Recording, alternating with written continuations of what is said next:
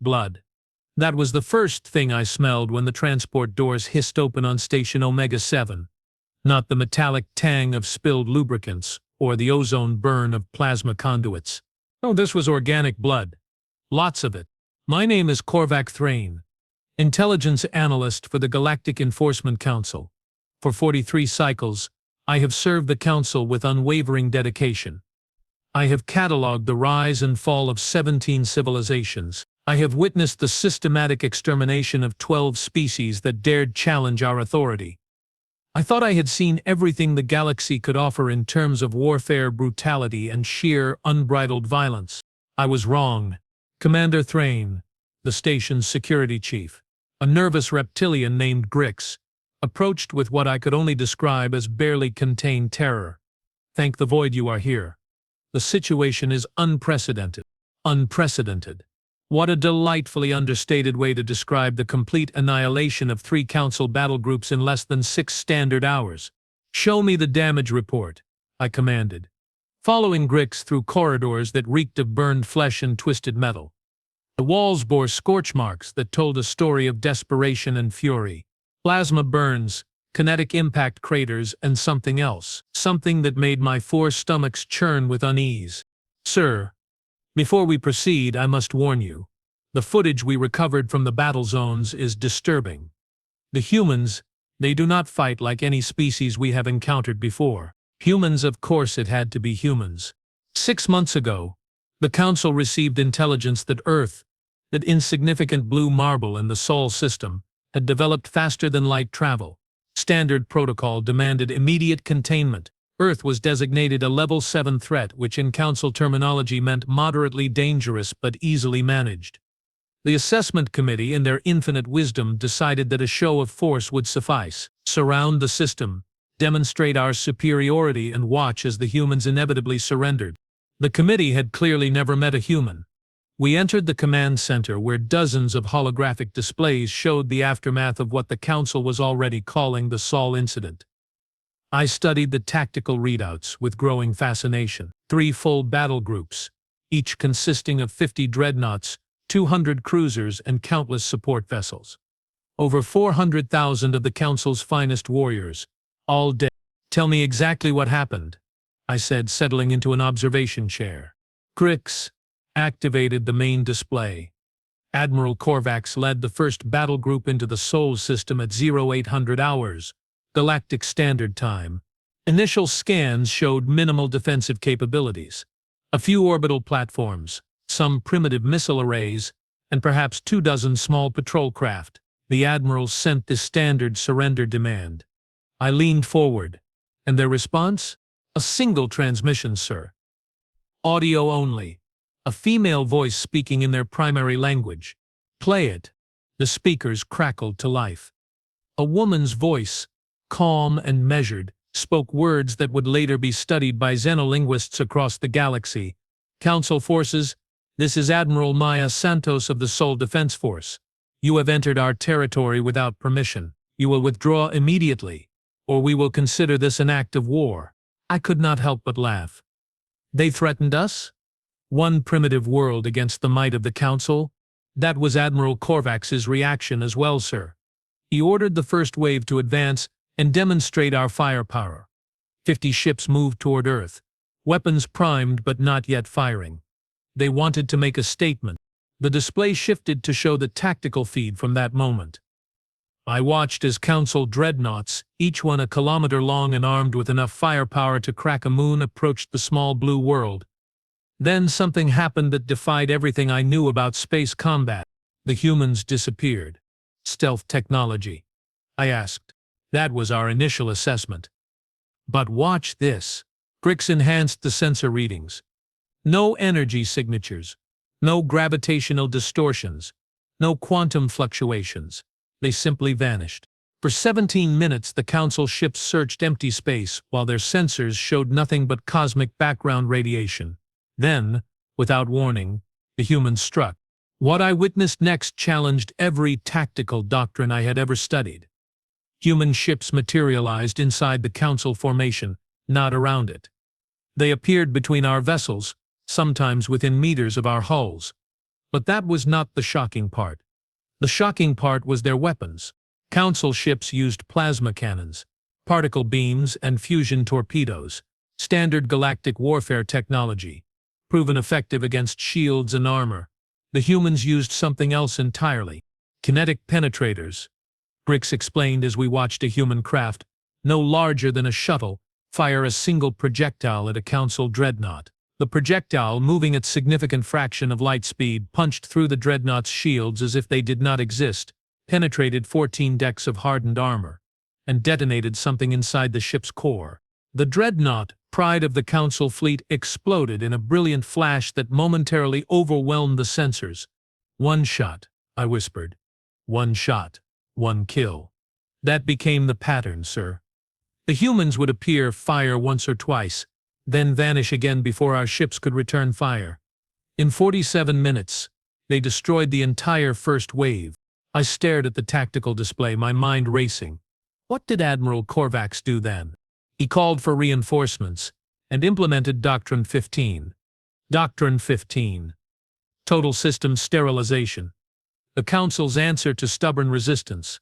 Crack the planet's crust. Boil away the atmosphere. Leave nothing but a molten ball of rock as a warning to others. The second battle group arrived 6 hours later. Grix continued. Admiral Korvax positioned his forces at maximum range and began planetary bombardment. 72 fusion warheads launched simultaneously toward Earth's major population centers. I felt a cold certainty settle in my chest. They intercepted them. Every single one, sir. But that is not the remarkable part. Watch what happened next. The display showed Earth's surface from orbital perspective. As I watched, lights began appearing across the planet. Not the random scatter of cities or industrial centers, but organized patterns, geometric shapes that pulsed with increasing intensity. What am I looking at? We are still analyzing the data, but preliminary reports suggest the humans were activating some kind of planetary defense grid. Within minutes, energy readings from Earth's surface increased by 3,000%. Impossible. No single world has that kind of power generation capacity. That is what we thought, sir. Until this happened. The display shifted to show space around Earth. Suddenly, the planet's moon began moving. Not orbiting in its usual path, but accelerating directly toward the Council fleet. They weaponized their moon? I asked, incredulous. It appears so, sir. Somehow they attached massive drive systems to their natural satellite and turned it into a kinetic weapon. Admiral Korvax ordered all ships to retreat to minimum safe distance. But the humans were not finished. What happened next would haunt my dreams for cycles to come. As the moon hurtled toward the Council fleet, it began breaking apart, but not randomly. The fragmentation was controlled, deliberate. Thousands of smaller masses, each one precisely targeted at individual Council ships. The second battle group was destroyed in 23 minutes, Grix said quietly. No survivors. I studied the tactical data, looking for some explanation that would make sense of what I was seeing. And the third battle group. Admiral Vortax arrived 12 hours later with orders to glass the entire system.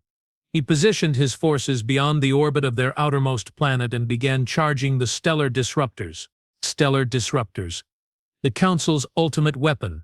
Devices capable of destabilizing a star, causing it to go supernova and obliterating everything within 50 light-years. The kind of weapon we only used when we wanted to send a message that would echo across the galaxy. Let me guess, I said. The humans stopped him. Not stopped, sir. They did something far worse. The display showed Admiral Vortax's fleet positioned safely beyond the reach of any conventional weapon. 200 of the Council's most advanced warships, their stellar disruptors charging to full power. The process would take 6 hours, but once complete, the Sol system would cease to exist. Then space itself began to change. Energy readings off the scale, Grix narrated as we watched impossible events unfold. Reality distortions, gravitational anomalies, quantum fluctuations that should not be possible. A sphere of absolute darkness appeared in the center of Vortax's fleet, not black like empty space, but an absence so complete it seemed to devour light itself. The sphere expanded rapidly, and anything it touched simply vanished. No explosion, no debris, no energy release. Complete annihilation. 40% of the third battle group was consumed in the first 30 seconds, Grix continued. Admiral Vortax ordered immediate retreat, but the sphere followed them. It pursued our ships across 3-star systems before finally dissipating. I sat in stunned silence, processing what I had witnessed. 3 Council battle groups, the pride of galactic civilization, destroyed by a single world that until 6 months ago had been confined to their own solar system. Casualties, I asked. Total. No survivors from any of the battle groups. 437,000 of our finest warriors gone. And the human losses? Rix hesitated. According to our intelligence, Earth suffered no military casualties. 0 ships lost. 0 personnel killed or wounded. I felt something I had not experienced in decades. Genuine fear. Not fear of death, which was merely an occupational hazard in my line of work, but fear of the unknown, fear of an enemy that operated by rules I did not understand. There is more, sir, Grix said quietly. After the destruction of the third battle group, we received another transmission from Earth. The same woman who spoke before. Admiral Santos. Yes, sir. Would you like to hear it? I nodded. The speakers crackled again, and that same calm voice filled the command center. Council forces. This is Admiral Maya Santos. Your unprovoked attack on our world has been repelled. We extend an invitation for diplomatic contact. However, any future military action against Earth or her allies will be met with proportional response. Earth out. Proportional response. The audacity was breathtaking. They had just annihilated 3 battle groups and called it proportional. Sir, Rick said hesitantly, there is one more thing. Long-range sensors to censored energy signatures consistent with human faster-than-light drives. Dozens of them heading in different directions across the galaxy. My blood went cold. They are expanding. It appears so, sir.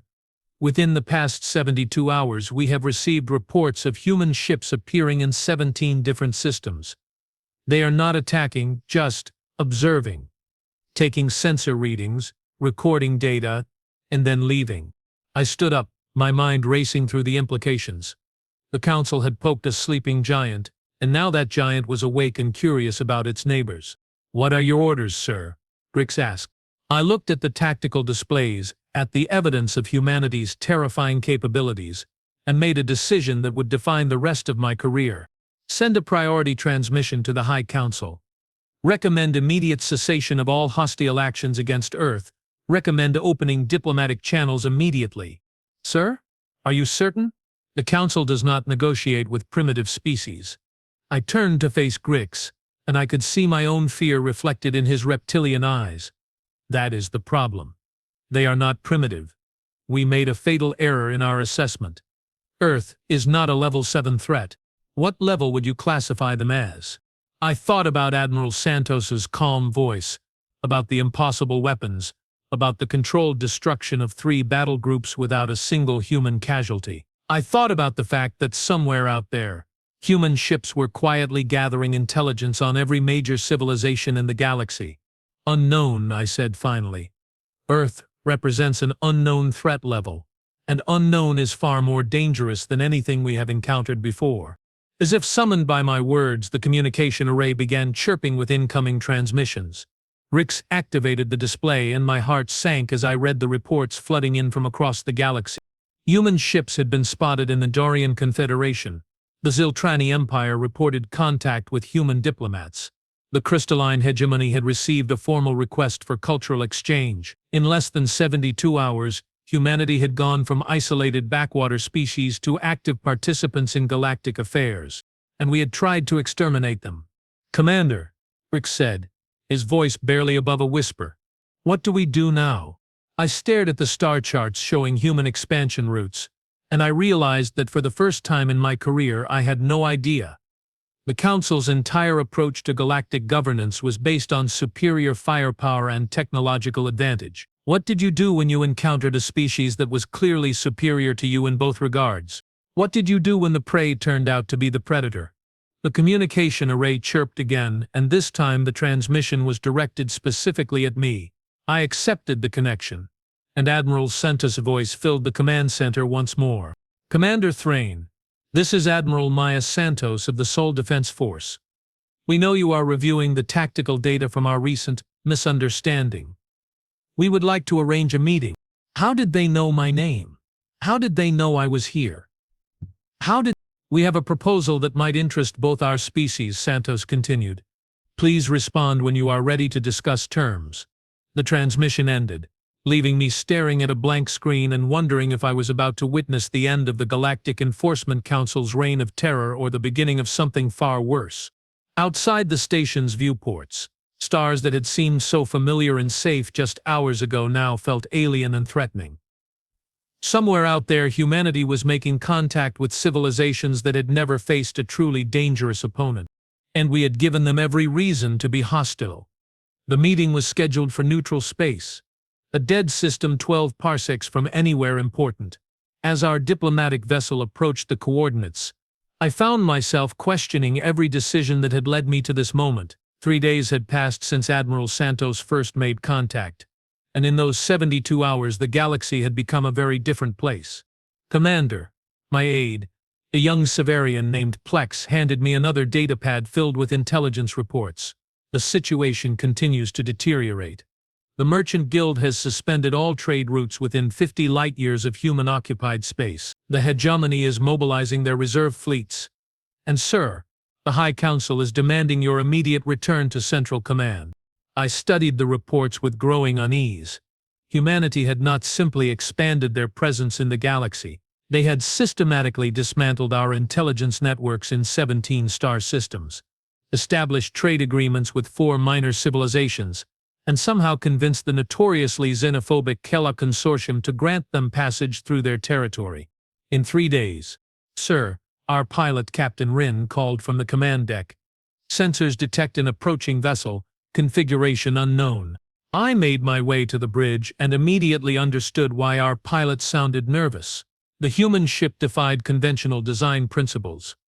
Where Council vessels were built for intimidation, with angular hulls bristling with weapons, the human craft appeared almost organic, smooth curves, no visible armaments, and energy readings that made absolutely no sense. "Hail them," I ordered. The main screen flickered to life, revealing a woman who looked far too young to command anything more dangerous than a cargo hauler. Admiral Maya Santos had dark hair pulled back in a practical style, intelligent brown eyes, and an expression that suggested she found our entire situation mildly amusing. "Commander Thrain," she said with a slight smile, "thank you for accepting our invitation. I trust your journey was uneventful." "Uneventful," I replied carefully. "Though I must admit I am curious about your choice of meeting location." "Dead systems are perfect for honest conversations," Santos said. "No witnesses, no political complications, and if things go badly, no innocent bystanders get hurt." The casual way she mentioned things going badly sent ice through my veins. This woman had personally overseen the destruction of 3 Council battle groups, and she spoke about potential violence with the same tone someone might use to discuss the weather. "Shall we proceed with docking procedures?" she asked.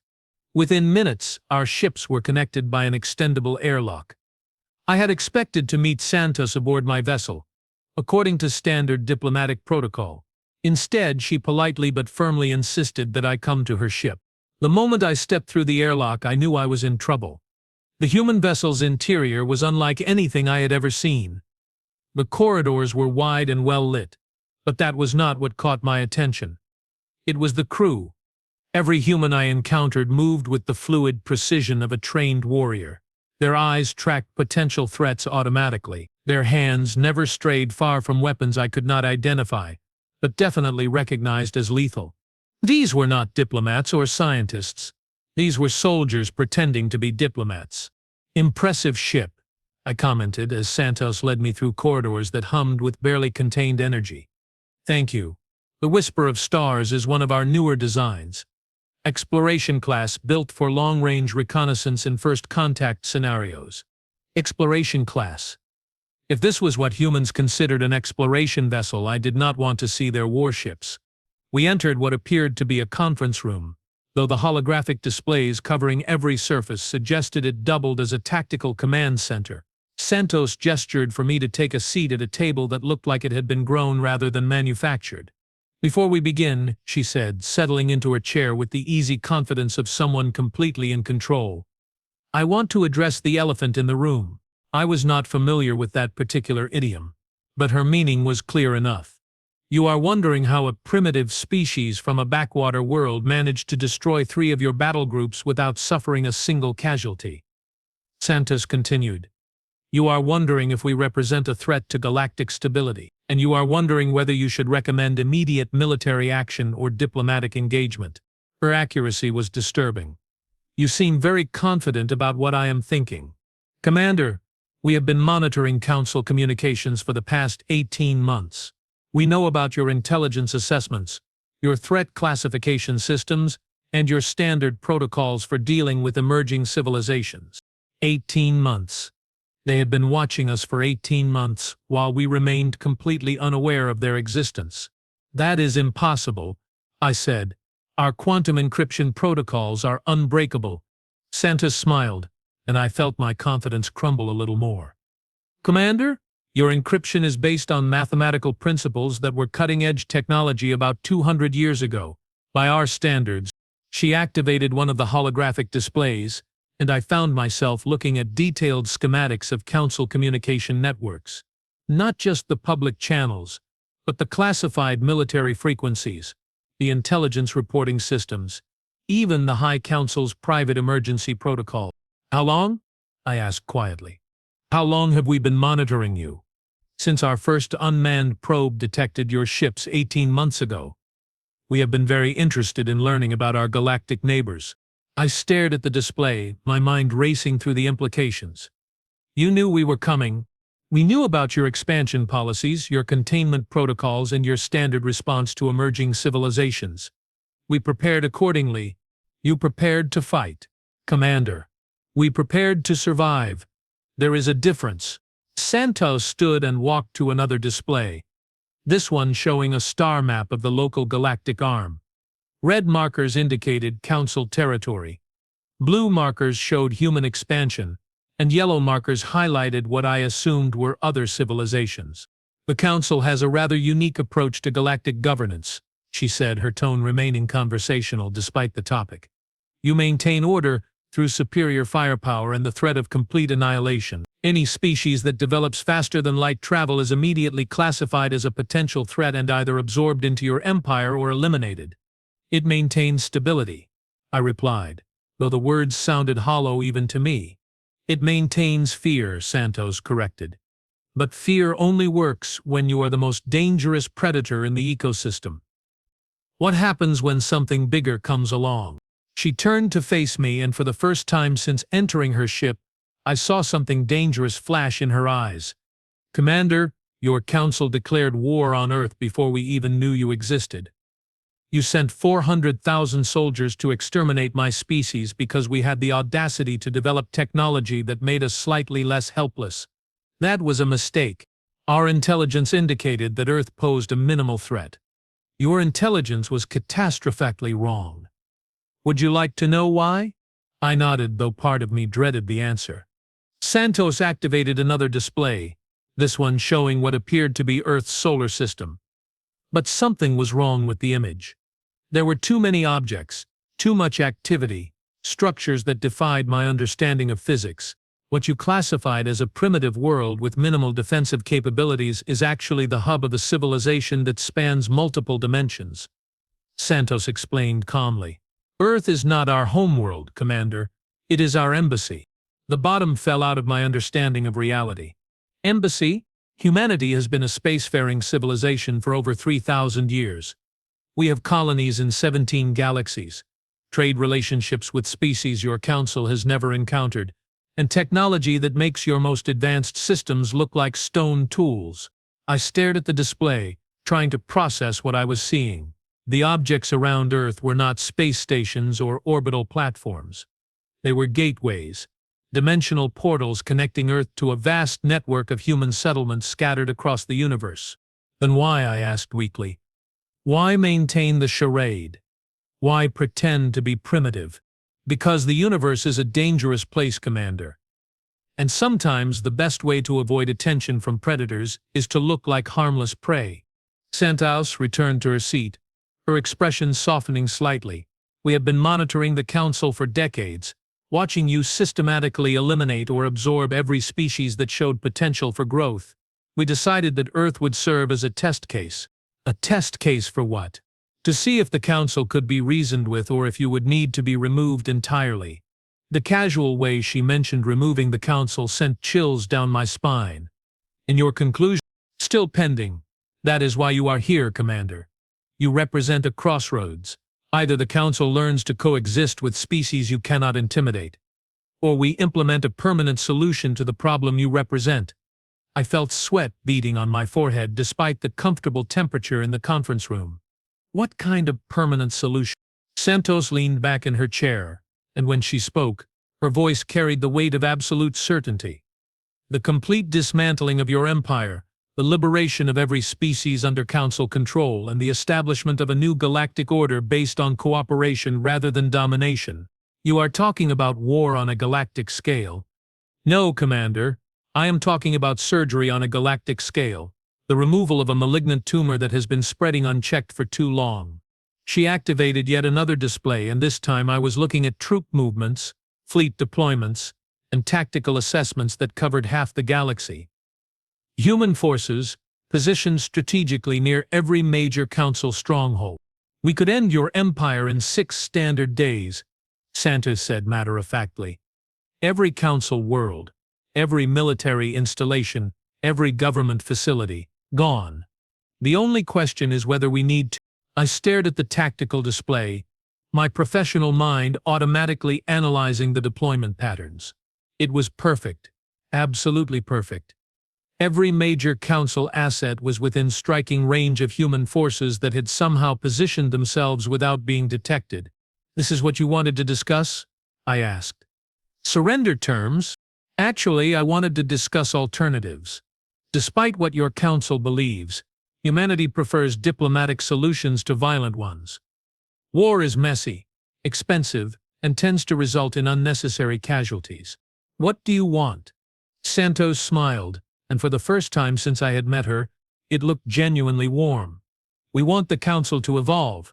Stop treating every emerging civilization as a threat to be eliminated.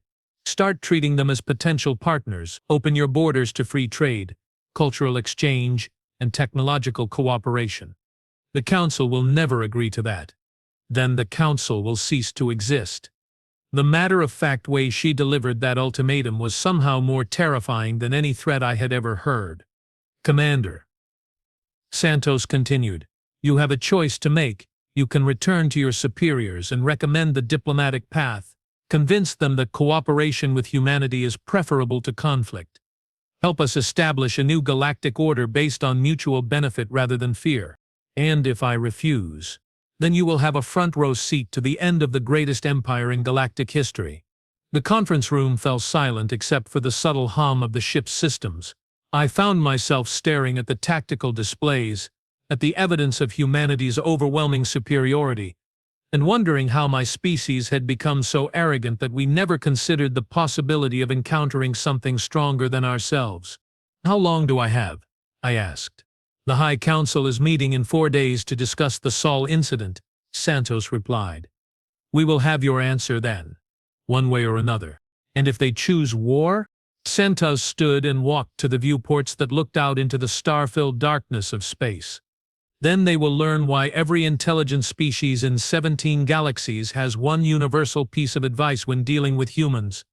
Do not make them angry. She turned back to me, and I saw something in her eyes that made my blood freeze. Not anger, not hatred, but a cold, clinical assessment of a problem that needed solving. Commander, your Council has spent centuries believing that might makes right. You have crushed every civilization that dared to challenge your authority. You have committed genocide in the name of galactic stability, and you have done it all because you believed no one could stop you. Santos walked back to the table and placed her hands flat on its surface, leaning forward to meet my eyes directly. You were wrong. The meeting ended shortly after that. As I made my way back through the human ship's corridors, I noticed something I had missed before. The crew members I passed were not just soldiers pretending to be diplomats. They were apex predators pretending to be civilized. Every human I encountered moved with the fluid grace of a born killer. Their eyes held the kind of cold intelligence that spoke of genetic optimization for warfare. Their casual conversations included references to battles fought in distant galaxies, technologies that violated known physics, and tactical deployments that spanned dimensions. These were not the representatives of a newly spacefaring species. These were the children of a civilization that had conquered the universe and grown bored with easy victories. As our ships separated and I began the journey back to Council space, I found myself facing an impossible decision. Return to the High Council and recommend surrender to a species we had tried to exterminate, or watch as the greatest empire in galactic history was systematically dismantled by beings who viewed our most advanced technology as quaint historical curiosities. Either way, the galaxy was about to change forever. And somewhere in the depths of space, Admiral Maya Santos was probably already making final preparations for the war that would reshape the cosmic order. The only question remaining was whether anyone would survive to see what came next. The High Council chamber reeked of fear disguised as bravado. 47 of the galaxy's most powerful beings sat in their ornate seats, their faces masks of controlled fury as I finished my report. The silence that followed was deafening. Chancellor Morgrix, a bloated Thessarian whose species had ruled through intimidation for 8 centuries, was the first to speak. Commander Thrain, are you seriously suggesting that this council, which has maintained galactic order for over 2 millennia, should bow to the demands of a single primitive world? With respect, Chancellor, they are not primitive. The evidence clearly indicates that humanity possesses technology and military capabilities far beyond our own. High Admiral Zentuk, his scarred reptilian features twisted with contempt, slammed his fist on the council table. Evidence. You show us parlor tricks and sensor ghosts. 3 battle groups destroyed by lucky shots and primitive stealth technology. The humans got fortunate, nothing more. I felt my patience wearing thin. Admiral, they weaponized their moon. They created localized reality distortions that consumed 40% of Admiral Vortax's fleet. They have been monitoring our communications for 18 months without our knowledge. This is not luck. Impossible, roared Defense Minister Korath. Our quantum encryption is mathematically unbreakable. No species in the galaxy possesses the computational power necessary to crack our codes. No species in this galaxy, I corrected. Admiral Santos made it very clear that humanity operates on a much larger scale than we previously understood. The chamber erupted in angry voices as the council members argued among themselves. Some demanded immediate military action. Others called for my arrest on charges of treason and cowardice. A few of the more intelligent ones sat in thoughtful silence as they processed the implications of my report. Chancellor Morgrix raised his hand for silence. Commander Thrain, even if we accept your assessment that these humans possess advanced technology, they are still confined to a single star system. We control 17,000 worlds and command fleets numbering in the millions of ships. The numerical advantage alone makes this discussion pointless. I activated my portable display unit, showing the tactical data Admiral Santos had shared with me. Chancellor, human forces have been detected in over 300 systems across our territory. They are not confined to Earth. They have been positioning assets throughout our empire for months. The display showed the strategic deployment of human forces, and I watched as the color drained from several council members' faces. The positioning was too perfect, too comprehensive. Every major military installation, every government center, every critical trade route was within striking distance of human forces. Sensor ghosts, High Admiral Zentuk declared, though his voice lacked its earlier conviction. Phantom readings designed to make us overestimate their capabilities. Then you will have no objection to testing that theory, I said quietly. Before anyone could respond, every communication system in the chamber activated simultaneously. The holographic displays flickered to life, showing Admiral Maya Santos standing in what appeared to be the same conference room where we had met. Members of the High Council, she said, her voice carrying clearly through the chamber's audio systems. I trust Commander Thrain has delivered our message. The chamber fell silent.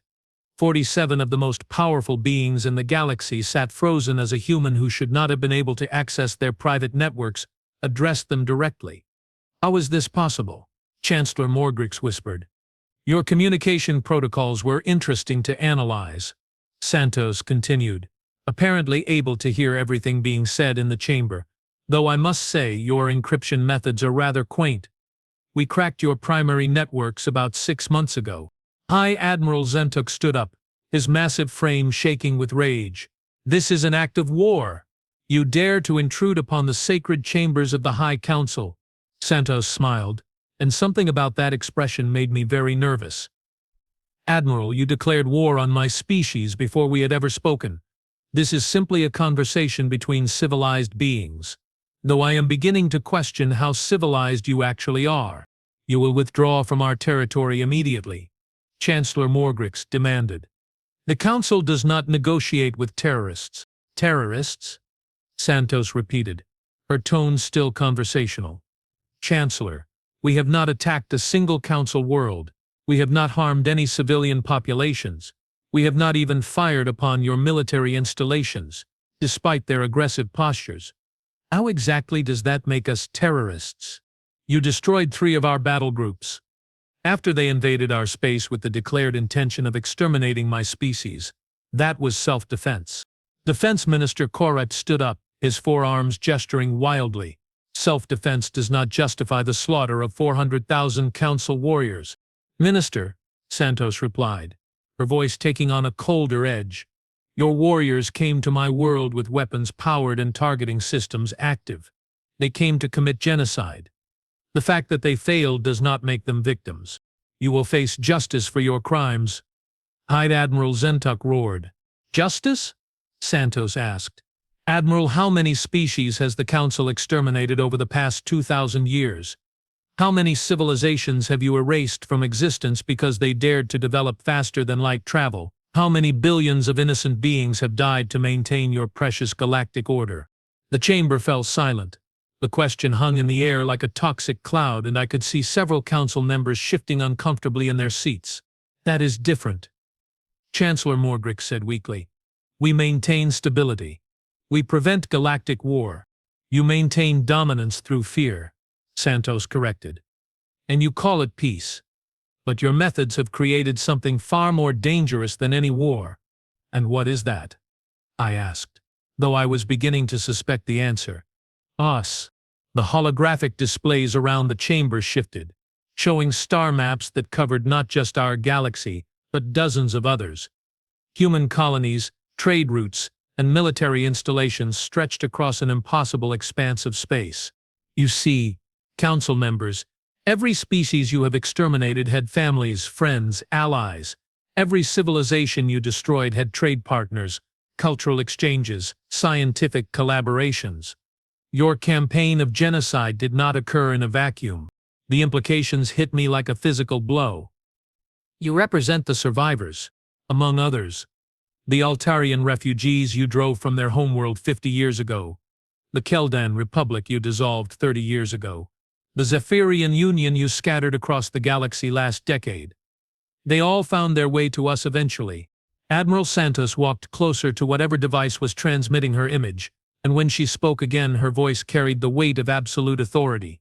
The Council has spent 2 millennia believing you were the apex predators in this galaxy. You forgot that there are other galaxies, other civilizations, other species who have been watching your atrocities with growing concern. Impossible, Defense Minister Korat stammered. We would have detected intergalactic travel, only if you knew what to look for, and only if those travelers wanted to be detected. The star maps shifted again, showing detailed records of Council military operations going back centuries. Every battle, every conquered world, every act of genocide was documented with meticulous precision. We have been building a case against your empire for 800 years, Santos continued. Gathering evidence, interviewing survivors, documenting crimes. The question was never whether the Council would face justice for its actions. The question was whether that justice would be delivered through diplomacy or force. Chancellor Morgrix stood up, his massive form trembling with rage. You dare to threaten this Council. We command the greatest military force in galactic history. Chancellor, You command the greatest military force in this galaxy. There is a difference. The holographic displays shifted one final time, showing something that made my blood turn to ice. Ships. Thousands of them. But not human ships. These vessels belong to dozens of different species, all positioned in formation around our galaxy like antibodies surrounding an infection. The Intergalactic Peacekeeping Alliance has been monitoring the Council's activities for centuries, Santos explained. We represent 47 different species from 12 galaxies, united by a common goal, ensuring that genocidal empires like yours never threaten innocent civilizations again. High Admiral Zuntok laughed, though it sounded forced. 47 species. We have conquered hundreds. Numbers mean nothing. Admiral, the smallest member species of our alliance could conquer your entire empire single-handedly. The largest could rearrange star systems for entertainment. Humanity is considered the diplomatic core of the alliance because we are the least violent. The least violent. The species that had casually annihilated 3 battle groups without suffering a single casualty was the least violent member of their alliance. What do you want? I asked, though I dreaded the answer. The same thing we offered Commander Thrain: peaceful transition to a cooperative galactic government, an end to expansionist policies, reparations for the species you have wronged, and trials for those responsible for crimes against sentient life. Never, Chancellor Morgrix roared. The Council will never submit to alien judgment. Then the Council will cease to exist. Santos raised her hand, and every display in the chamber shifted to show tactical readouts from across Council space. Human ships and vessels from dozens of other species were moving into position around every major Council world. You have 10 minutes to decide, Santos said calmly. Surrender and face justice through legal proceedings, or resist and face justice through military action. Either way, your empire ends today. The chamber erupted in chaos. Some Council members called for immediate military mobilization. Others demanded negotiation. A few, the smarter ones, began quietly accessing personal escape routes. This is madness. High Admiral Zentuk shouted. We cannot surrender to alien demands. Admiral, I said quietly, we are the aliens, and we lost this war before it even started. Chancellor Morgrix turned to me, his eyes blazing with fury. Commander Thrain, you are relieved of duty. Guards, arrest this traitor. The Council guards moved toward me, but before they could reach my position, the chamber's main doors opened. Admiral Maya Santos walked in, flanked by 2 humans in armor that seemed to bend light around itself. That will not be necessary, she said pleasantly. Commander Thrain is under the protection of the Alliance. How did you get past our security? Defense Minister Korath demanded. The same way we have been getting past your security for the last 18 months. We walked through it. Santos moved to the center of the chamber, and despite being outnumbered 47-3, she somehow commanded the attention of every being present. Council members, your 10 minutes are up. What is your decision? Chancellor Morgrix drew himself up to his full height, his voice shaking with rage. The High Council will never surrender to primitive aliens. We choose war. Santos nodded sadly. I was afraid you would say that. She touched a device on her wrist and spoke a single word: execute. For a moment, nothing happened. Then every communication system in the chamber activated, showing feeds from across Council space. I watched in stunned silence as the greatest empire in galactic history simply stopped existing. Council fleets found themselves surrounded by vessels that defied physics. Plasma cannons fired harmlessly at ships protected by energy fields that absorbed and redirected the attacks. Fusion torpedoes detonated uselessly against hulls that seemed to exist partially outside normal space-time. But the humans and their allies were not trying to destroy the Council forces. They were disabling them. Every ship was carefully neutralized, every weapon system overloaded, every crew transported to holding areas aboard the Alliance vessels. Casualties? I asked. Minimal, Santos replied, monitoring the tactical displays. We are trying to preserve as many lives as possible. Despite their crimes, most Council personnel were simply following orders. Within 2 hours it was over. Every council fleet had been neutralized. Every government installation had been occupied. Every military commander had been taken into custody. The Galactic Enforcement Council, which had ruled through fear and violence for over 2 millennia, had been defeated without a single Alliance casualty. "What happens now?" I asked. Santos turned to address the remaining council members, most of whom sat in stunned silence. "Now comes the hard part. Rebuilding a galaxy based on cooperation instead of domination. Healing the wounds left by centuries of oppression. Teaching former enemies to live as neighbors. And us?" Chancellor Morgix asked quietly, his earlier bluster completely gone. "You will face trial for crimes against sentient life. Those found guilty will be punished according to Alliance law. Those who cooperate in the transition process may find more lenient sentences." Santos walked over to where I was sitting and extended her hand.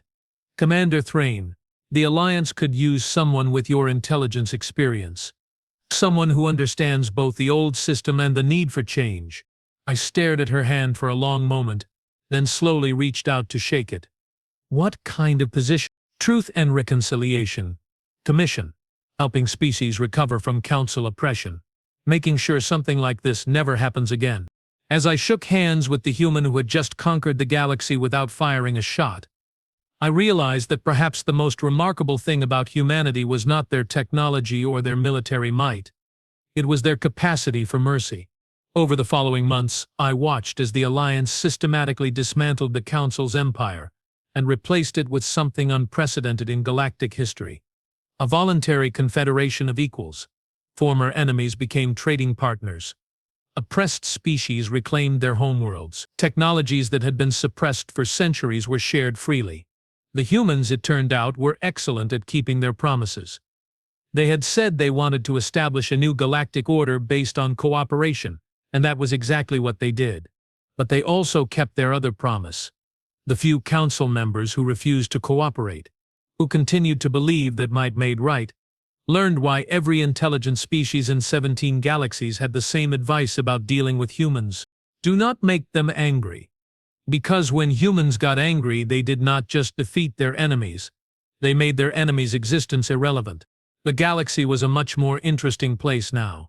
And somewhere in the depths of space, Admiral Maya Santos was probably already planning first contact protocols for the next galaxy that needed liberation.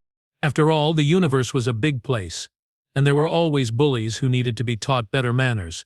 I just hoped they were smarter than we had been.